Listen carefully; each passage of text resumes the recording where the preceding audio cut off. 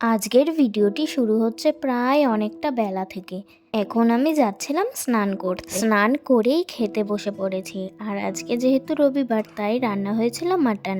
এই তো আমি আমার ভাত বেড়ে নিয়েছি, এবার আস্তে আস্তে খেয়ে নেব। খাওয়ার পরে কিছুক্ষণ রেস্ট নিয়ে বিকেলে গেছিলাম ছাদে গাছে জল দিতে। আস্তে আস্তে সব গাছে জল দিয়ে নিলাম। আর দেখো এই গাছটাতে কত ফুল হয়েছে, ফল হলে তোমাদের দেখাবো।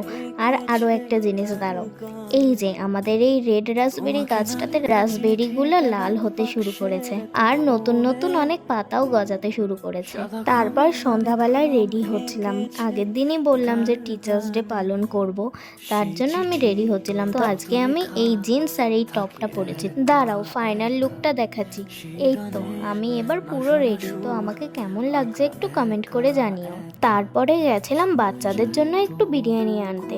আর দেখো ওখানে গিয়ে দাঁড়িয়েছি, দাঁড়ানোর পর কিভাবে ঘামতে শুরু করেছি। যাই হোক, এবার আমি পৌঁছে গেছি আমার ডান্স ক্লাসে। তারপরে সবাই মিলে একসাথে ডান্স করলাম, অনেক অনেক মজা করলাম, অনেক খেলা করলাম। তারপরে আস্তে আস্তে ওদের সবাইকে বিরিয়ানি দিয়ে আমিও এক প্যাকেট বিরিয়ানি আর ওদের দেওয়া উপহার নিয়ে বাড়ি চলে এসেছি। দাঁড়াও তোমাদের দেখাচ্ছি আমি কি পেয়েছি। আর হ্যাঁ, বাড়ি আসার সময় আমি আবার আমার জন্য একটা কিন্ডার জয় নিয়ে এসেছিলাম।